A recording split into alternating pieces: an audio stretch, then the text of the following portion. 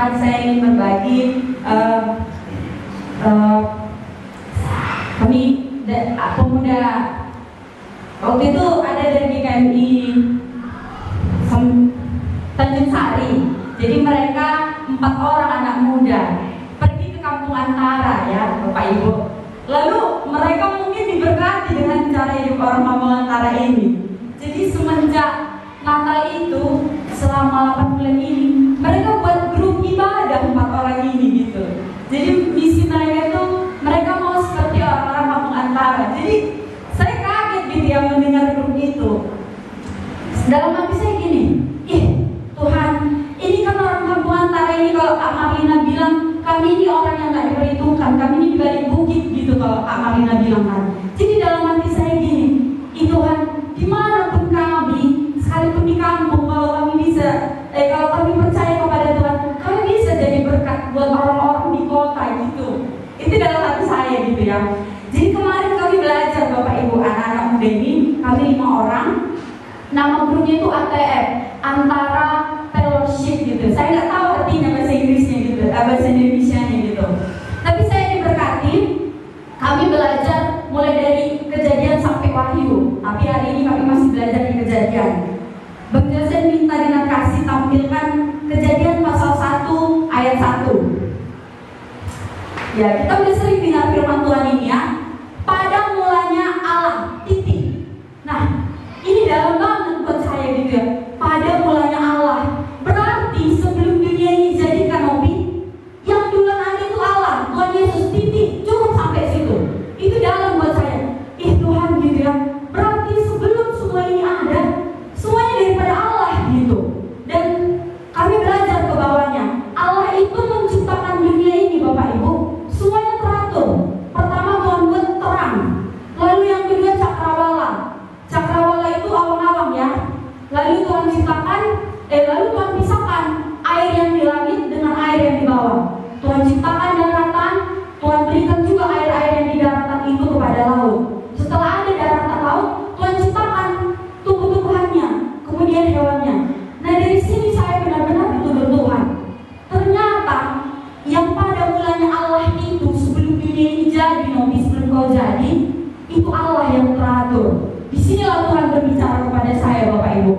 Bagaimana dengan hidupmu? Tuhan menciptakan engkau.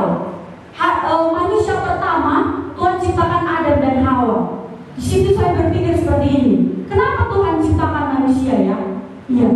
Tuhan mau Tuhan itu punya hubungan dengan ciptaannya, supaya ciptaannya itu memuji Dia. Disinilah saya benar-benar ditegur. Kalau Allah yang menciptakan saya itu teratur, bagaimana dengan hidup saya ya? Saya langsung menarik hidup saya gitu ya. Bagaimana dengan kamar saya ya Tuhan?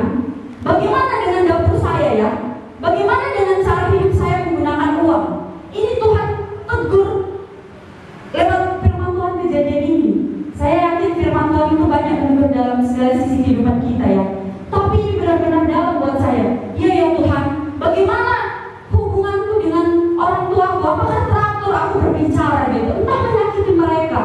Bagaimana keteraturanku misalnya setelah ibadah gitu ya. Kita ini dilihat orang pertama kali itu bukan dari cara kita ya, tapi cara hidup kita. Bahkan saya memperhatikan sebagian dari kita ya Bapak Ibu jemaat. Contohnya waktu kebersihan gitu ya. Bukan membandingkan gitu, tapi saya melihat ada beberapa tim, mereka memang membersihkan itu teratur semuanya gitu. Jendela aja dikunci, kamar mandi semuanya rapi. Itu dalam buat saya. Wah, kesaksiannya Tuhan, Dia nggak berbicara, tapi keteraturan hidupnya itu menggambarkan seperti itulah karakter Allah gitu. Itu dalam buat saya Bapak Ibu. Jadi firman Tuhan Kejadian ini menegur saya ya. Kalau Allah yang menciptakan kita itu, Dia mau memuji kita, berarti karakternya itu ada pada kita. Disinilah saya benar-benar ditegur. Allah itu Allah yang teratur. Apakah kita yang sudah diciptakannya ini teratur? Ya ini teguran buat saya. Lalu yang kedua, saya dapat teguran firman Tuhan ketika Tuhan menciptakan Adam dan Hawa itu. Tuhan beri satu perintah ya, untuk tidak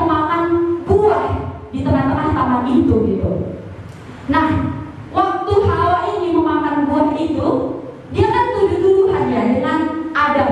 Nah, di sini Tuhan juga menegur hati saya. Saya seringkali seperti ini memang. Terutama kalau di gereja ini saya melakukan kesalahan. Saya sering menegur adik-adik rohani saya juga ya. Bahkan saya juga menyalahkan yang lebih tua juga gitu.